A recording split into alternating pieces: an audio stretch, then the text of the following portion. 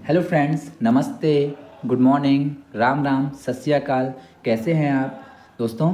आज हम डिस्कस करने वाले हैं निपुण भारत के तहत अंकुर अभ्यास पुस्तिका, जो कि गणित विषय की है और कक्षा 4 के बच्चों के लिए आई हुई नई पुस्तक है।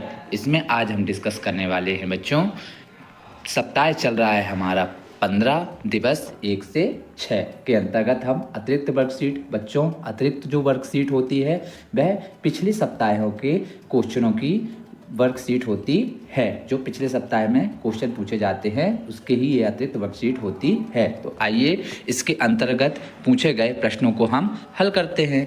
तो पहला प्रश्न है हमारा बच्चों कि ज्ञात कीजिए। क्या ज्ञात करना है? ज्ञात कीजिए कि कितना होगा। उदाहरण जैसे 5 रुपए के 4 सिक्के हैं तो कितने होते हैं? 20 रुपए बन जाते हैं। ठीक उसी प्रकार हमारा अगला प्रश्न है वो हम देख लेते हैं। हमारा अगला प्रश्न कह रहा है कि 10 रुपए के 5 नोट होंगे तो वह टोटल कितने होंगे। तो देखिए 10 रुपए के वो 5 होंगे तो 10 गुणित 5 बराबर 50, यानी वो कितने पैसे होंगे? 50 रुपए होंगे। अगले प्रश्न की बात करते हैं कि अगला प्रश्न पूछा है अब हमारा कि क्या होगा कि 20-20 ग्राम के 5 पॉपकॉर्न के पैकेट का वजन क्या होगा। तो देखिए कितने कितने ग्राम के हैं? 20-20 ग्राम के हैं और कितने हैं? 5 हैं। तो हम क्या करेंगे? 20 में हम 5 का गुणा कर देंगे तो 20 पंचे 100, यानी 100 ग्राम, यानी 20 ग्राम के 5 पॉपकॉर्न के कितने पैकेट का वजन होगा? 100 ग्राम होगा। बढ़ते हैं बच्चों अगले प्रश्न की तरफ कि अगला प्रश्न क्या कह रहा है। देखिए 10 रुपए वाले 3 पेन का कुल मूल्य क्या होगा। देखिए 10 रुपए वाले कितने पेन हैं? 3। तो क्या करेंगे हम? 10 में हम 3 का गुणा करेंगे तो बराबर 30 रुपये आ जाएगा, यानी आंसर क्या है? 30 रुपये, यानी 10 रुपये वाले 3 पेन का कुल मूल्य 30 रुपये होगा। बढ़ते हैं बच्चों अगले प्रश्न की तरफ कि अगला प्रश्न क्या कह रहा है। अब अगला प्रश्न कह रहा है कि 5-5 पौधों वाली 3 कतारों में कुल पौधों की संख्या क्या होगी। तो देखिए बच्चों 5 पौधों वाली 3 कतार, यानी 5 गुणित 3 बराबर 15 पौधे, यानी 15 पौधे कुल पौधों की संख्या होगी। बढ़ते हैं बच्चों अगले प्रश्न की तरफ कि अगला प्रश्न क्या कह रहा है।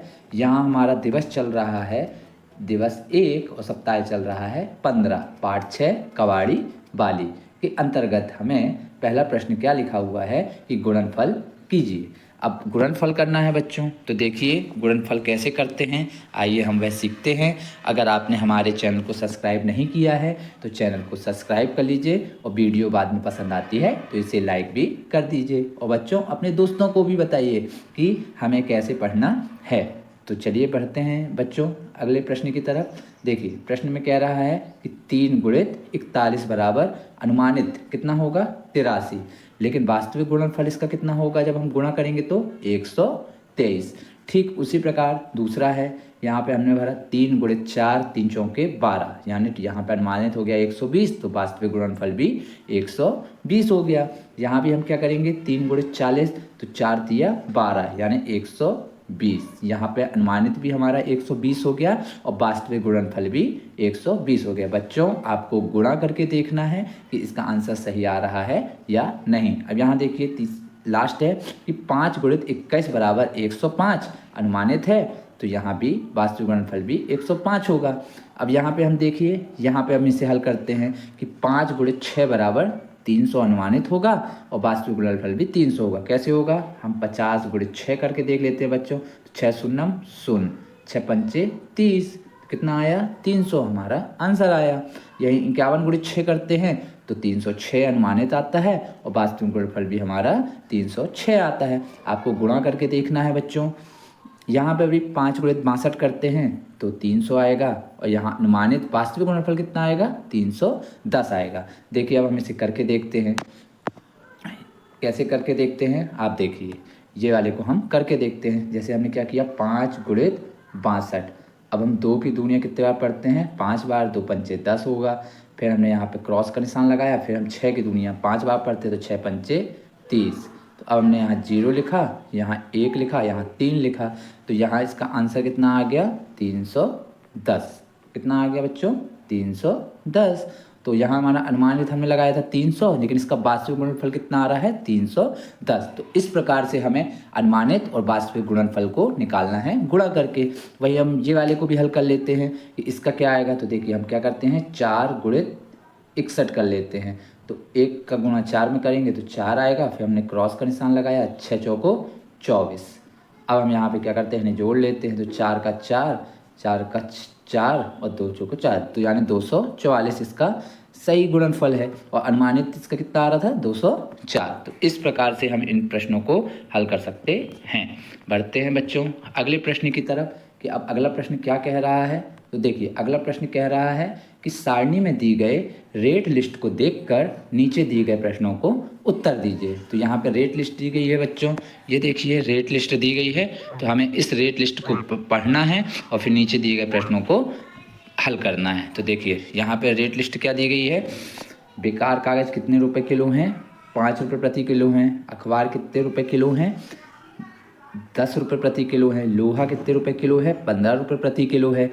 वहीं बात करें प्लास्टिक की तो प्लास्टिक 12 रुपये प्रति किलो है और पुरानी कॉपियाँ 4 रुपये प्रति किलो हैं। अब हम इसके नीचे के प्रश्न उत्तरों को हल करते हैं। तो दिया है कि मदन ने 5 किलोग्राम लोहा और 3 किलोग्राम प्लास्टिक कबाड़ी वाली को बेचा, तो उसने कुल कितना कीमत का सामान कबाड़ी वाली को बेचा। तो देखिए लोहे की कीमत क्या बताई गई है, लोहा कितने रुपए था, यहाँ आप देखिए 15 रुपये प्रति किलो। तो कितना लोहा बेचा है, 5 किलो बेचा है। तो हम क्या करेंगे, 5 में हम 15 का गुणा करेंगे तो 75 आ जाएगा।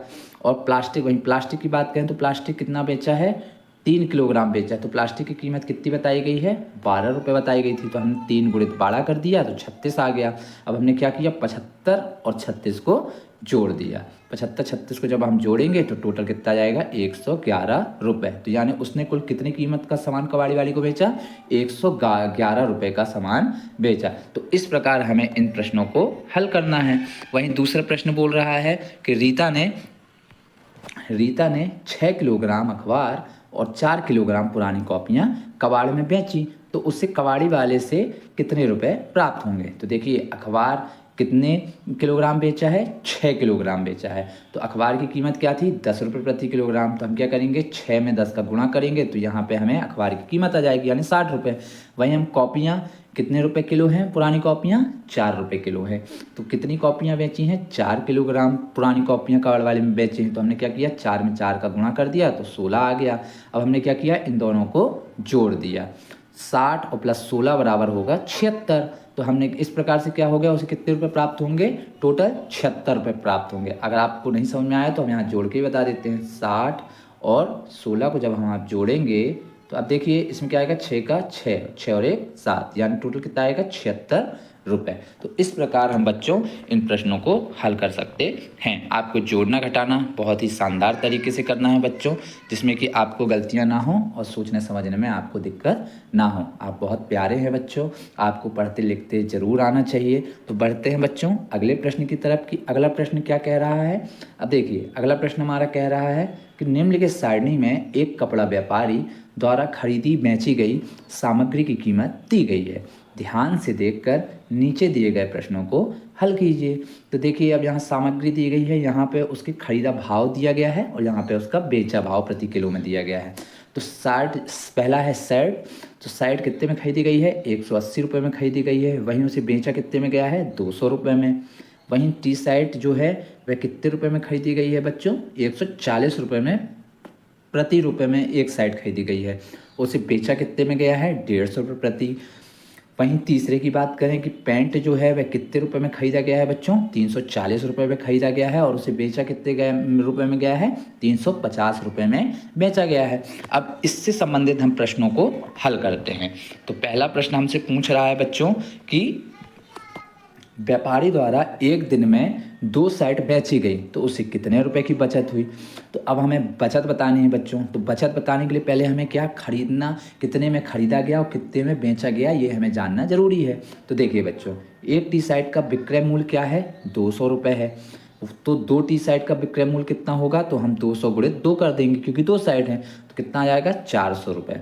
अब हमको बचत निकालनी है, तो हम क्या करेंगे, पहले हम उसकी कितने में खरीदी गई है वो वस्तु जान लेते हैं। तो एक साइड कितने में खरीदी गई थी बच्चों, 180 रुपये में। तो कितनी साइड खरीदना है, 2 साइड। तो हमने 180 गुणे 2 किया तो टोटल 360 रुपये आ गया। अब हमको बचत निकालनी है, तो बचत निकालने के लिए हम क्या करेंगे, बेची गई वस्तु से हम खरीदी गई वस्तु को घटा देंगे। तो हमने यहाँ बेची वस्तु कितनी है, 400 रुपये में बेची और 360 रुपये में खरीदी है। तो जब हमने इससे इसको घटाया तो घटाने में हमें कितना, 40 रुपये प्राप्त हुआ, यानी कि उसे कितने, 40 रुपये की बचत होगी। तो इस प्रकार हम इन प्रश्नों को हल कर सकते हैं बच्चों। अब दूसरे प्रश्न की तरफ बढ़ते हैं कि दूसरा प्रश्न क्या कह रहा है। दूसरा प्रश्न कह रहा है कि व्यापारी द्वारा 7 पैंट बेचने में कितने रुपए की बचत होगी। तो पहले जब हमें बचत निकालनी है बच्चों, तो सबसे पहले हमें यह जानना जरूरी है कि वह पैंट की कीमत कितने रुपए में खरीदा गया था, उस पैंट को फिर कितने रुपए में बेचा गया है। तो बच्चों देखिए, एक पैंट का विक्रय मूल्य क्या है, 350 रुपये। कितना है, 350 रुपये। तो 7 पैंट का विक्रय मूल्य क्या होगा, तो हम 350 का एक खरीदा गया, तो 7 पैंट खरीदने के लिए हम क्या करेंगे, 350 गुणित 7 बराबर 2450 रुपये आएगा। फिर वहीं खरीदी मूल्य कितना है, 340 रुपये में एक पैंट खरीदा, तो हम 7 पैंट का कीमत निकालेंगे। तो 340 गुणित 7 करेंगे तो 2380 रुपये आएगा। अब हमको बचत निकालनी है बच्चों की, कितनी की बचत हुई, तो हम क्या करेंगे, बेची गई वस्तु से खरीदी गई वस्तु को घटा देंगे। तो बेचे में कितने में बेचा है, 2450 रुपये में, और खरीदा कितने में था, 2380 रुपये में। तो हम क्या करेंगे, अब इससे इसको घटा देंगे।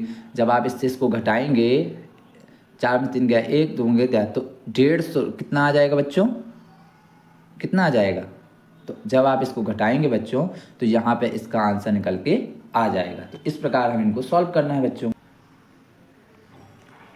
माफ़ कीजिएगा, यहाँ पे थोड़ा सा गलती हो गई है। देखिए, जोड़ने घटाने में तो क्या होगा बच्चों, यहाँ पे हमने 2450 रुपये में इसको बेचा और 2380 रुपये में हमने क्या किया था, इसे खरीदा था। तो अब हम इसे क्या कर देंगे, घटा देंगे। तो टोटल कितना, 70 रुपये। बढ़ते हैं बच्चों अगले प्रश्न की तरफ कि अगला प्रश्न क्या कह रहा है। यदि व्यापारी को टी साइड बेचने में 30 रुपये की बचत हुई तो उसके द्वारा कितनी टी साइड बेची गई।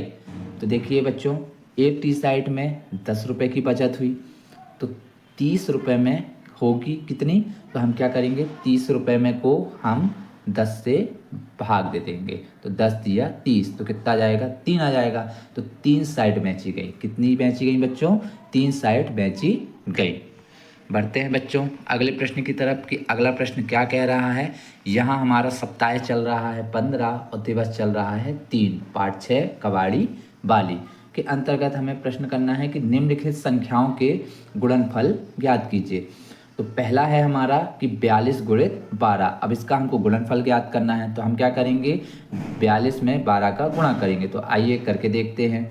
देखिए 42 गुणित 12, तो हम क्या करते हैं, पहला हम सॉल्व करके देखते हैं। तो देखिए पहले वाले में हम क्या करते हैं, 42 गुणित 12 हम आपको करके भी दिखा देते हैं। 2 का गुणा 2 से किए तो 2 दूनी 4, फिर उसके बाद 2 का गुणा 4 से किए तो 2 चौके 8, वहीं फिर हमने क्रॉस का निशान लगाया। 1 का गुणा 2 से किया तो 1 एकम 2, 1 दूनी 2 और 1 चौके 4। अब हम इसको हल करते हैं, 4 8 2 10 और 1 1 504। तो इस प्रकार हमें बच्चों इन सवाल को हल करना है। अब आप यहाँ देखिए, यहाँ पे 504 आ गया। ठीक वहीं दूसरा सवाल भी गुणा करना है। तो देखिए 65 का हम 10 से गुणा करेंगे तो 0 0 0 0 0 0, फिर क्रॉस का निशान लगाया, फिर 1 पंचे 5 किया और 1 छक्का 6 किया। फिर हमने उसको क्या किया, 0 यहाँ पे 0 का 0 लिखा, 5 का 5 लिखा और यहाँ पे 6 का 6 लिखा। इस प्रकार ही 650 हो गया। ठीक वैसे भी हमें बच्चों अगले सवाल भी हल करने हैं। जैसे यहाँ दिया है 36 गुणित 24, तो आपको क्या करना है, 36 गुणित 24 में भी आपको यहाँ पे सवाल को गुणा ही करना है। 4 का पहाड़ा हम 6 बार पढ़ेंगे तो 6 चौको 24 होगा, तो हम यहाँ पे 4 लिखेंगे और यहाँ पे हम 2 हांसलाई लिखेंगे। फिर 4 दिया 12 और 2 14 करेंगे। इसी प्रकार हम यहाँ क्रॉस का निशान लगाएंगे। फिर 2 का पहाड़ा हम कितने बार पढ़ेंगे, 6 बार पढ़ेंगे, तो 2 छक्का 12 हो जाएगा, हांसलाई की 1। फिर 2 का पहाड़ा हम 3 बार पढ़ेंगे तो 2 तिया 6 और 1 7। तो इस प्रकार हम जब इसको जोड़ेंगे तो 4 का 4, 4 2 6 और 7 और 1 8, यानी 834 इसका गुणनफल आएगा। तो इस प्रकार प्रश्नों को बच्चों हम गुणा करके हल करेंगे। बढ़ते हैं बच्चों अगले प्रश्न की तरफ कि अब अगला प्रश्न क्या कह रहा है। देखिए बच्चों, बच्चों बहुत मन लगा के पढ़िएगा। बच्चों अगर आपने हमारे चैनल को अभी भी सब्सक्राइब नहीं किया है या करना भूल गए हैं तो आप चैनल को सब्सक्राइब कर दीजिए। हम आपके लिए बहुत सारे आगे भी वीडियो लेकर आने वाले हैं सप्ताह से संबंधित गणित कक्षा 4 के बारे में। तो चलिए बच्चों हम पढ़ते हैं अगले प्रश्न की तरफ। एक दूध वाला प्रतिदिन 15 लीटर दूध बेचता है तो वह 20 दिनों में कुल कितना दूध बेच लेगा। तो देखिए बच्चों, एक दिन में कितना दूध बेचता है, 15 लीटर बेचता है, तो 20 दिनों में कितना दूध बेचेगा। तो हम क्या करेंगे, 15 गुणित 20 कर देंगे तो 300 लीटर इसका आंसर निकल के आ जाएगा। यानी कि वह 20 दिनों में कितना 300 लीटर दूध बेचेगा। अतः वह 20 दिनों में 300 लीटर दूध बेचेगा। तो इस प्रकार हम बच्चों इन प्रश्नों को हल कर सकते हैं। बढ़ते हैं बच्चों अगले प्रश्न की तरफ। यदि आपके घर में रोज़ 10 आलूओं की सब्ज़ी बनाई जाती है, मान लीजिए कि आपके घर में रोज़ कितने आलूओं की सब्ज़ी बनती है, 10 आलूओं की, तो 22 दिन में कुल कितने आलूओं की सब्ज़ी बनेगी। तो हम देखिए बच्चों, एक दिन में कितने आलू की सब्ज़ी बनती है, 10 आलू की, तो 22 दिन में कितने आलू की सब्ज़ी बनेगी। तो हम क्या करेंगे, 10 का गुणा हम 22 में कर देंगे तो टोटल कितना आ जाएगा, 220 आलू। यानी कितने आलू, यानी हमारे घर में 22 दिन में 220 आलू लगेंगे। इस प्रकार हम बच्चों इन प्रश्नों को हल कर सकते हैं। बढ़ते हैं बच्चों अगले प्रश्न की तरफ कि अगला प्रश्न क्या कह रहा है। देखिए बच्चों, यदि आपकी कक्षा में 42 बच्चे हैं और प्रत्येक बच्चे को 12 कागज़ दिए गए हों तो कक्षा में एक दिन में कुल कितने कागज़ बांटे जाएंगे। तो देखिए बच्चों, प्रत्येक बच्चे को कितने कागज़ दिए गए हैं, 12, तो 42 बच्चों को कितने कागज़ दिए जाएंगे। तो हम क्या करेंगे, 12 का हम 42 में गुणा कर देंगे तो टोटल कितना आ जाएगा, 504। यानी कक्षा में एक दिन में कुल 504 कागज़ दिए जाएंगे। तो बच्चों आप गुणा करके देख लीजिएगा 12 में 42 का। तो इस प्रकार हमें इन प्रश्नों को हल करना है। बढ़ते हैं बच्चों अगले प्रश्न की तरफ। यहाँ सप्ताह चल रहा है हमारा 15, दिवस चल रहा है 4, पाठ 6 कवाड़ी बाली के अंतर्गत पहला प्रश्न है, इस सारणी को देखकर सही राशि से अब हमें मिलान करना है बच्चों। तो देखिए हम क्या करते हैं, यहाँ पर राशि से मिलान करते हैं, यानी हमें सही जोड़ी बनाना है। तो बच्चों ये देखिए कि यहाँ पे दिया गया है क्या, यह 10 का नोट है, तो 10 गुणित 4 बराबर कितना होगा, 40। तो हमने यहाँ पे सही जोड़ी बना दी।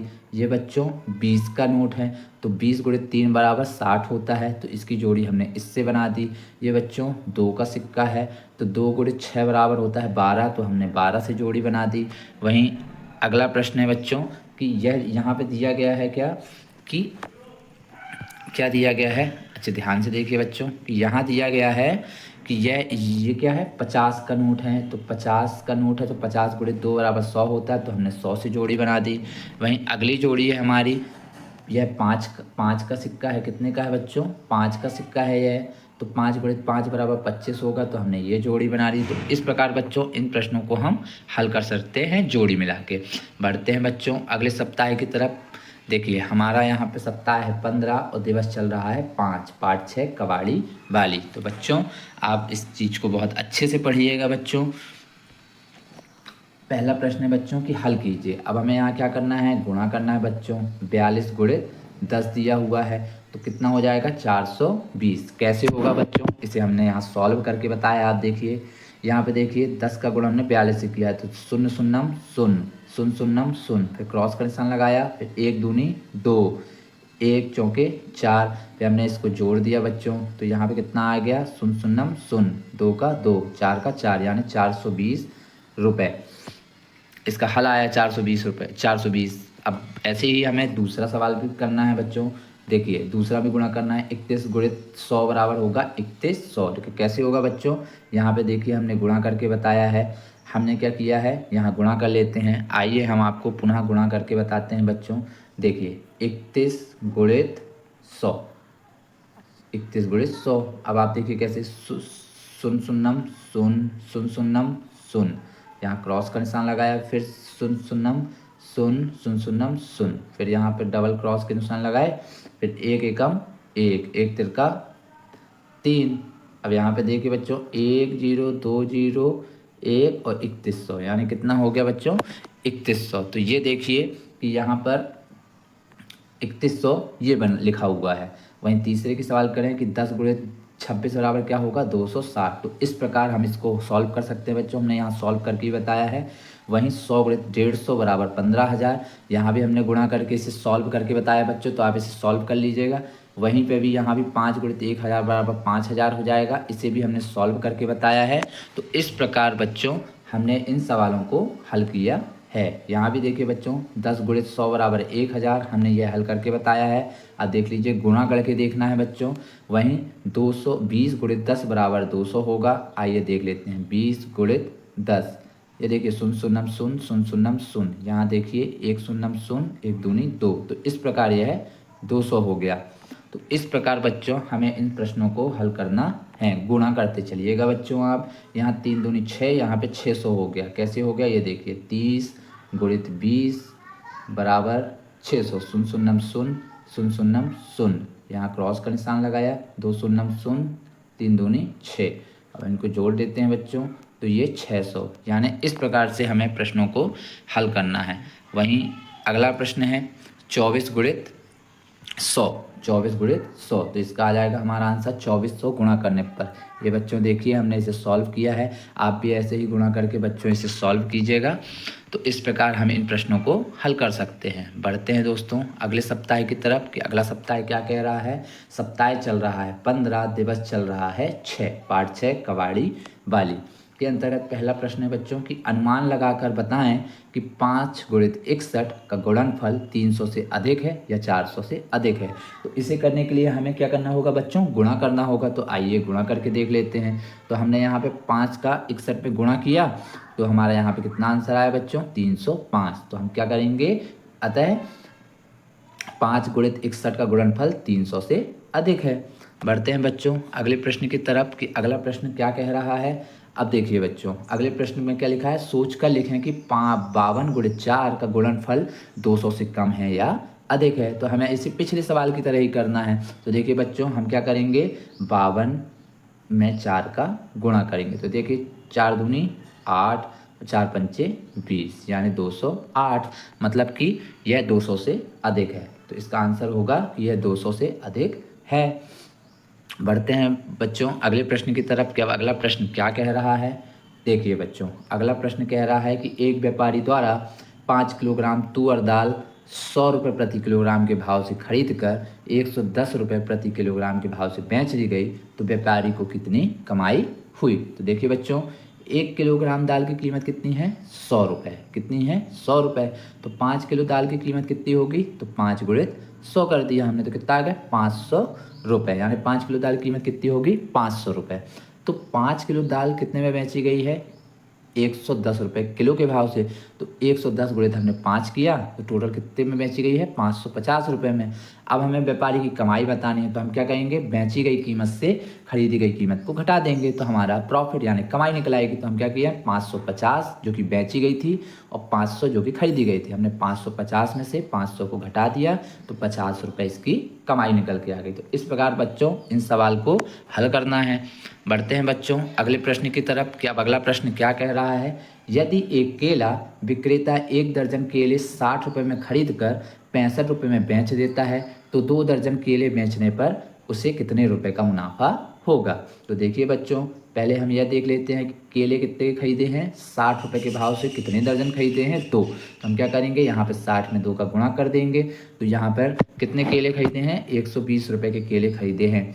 तो वहीं आप कितने में बेचे हैं उसकी कीमत निकाल लेते हैं। तो केले कितने में बेचे हैं बच्चों 65 रुपये के भाव से 2 किलो बेचे हैं। तो टोटल कितना 65 में हमने 2 का गुणा किया, तो 130 आया।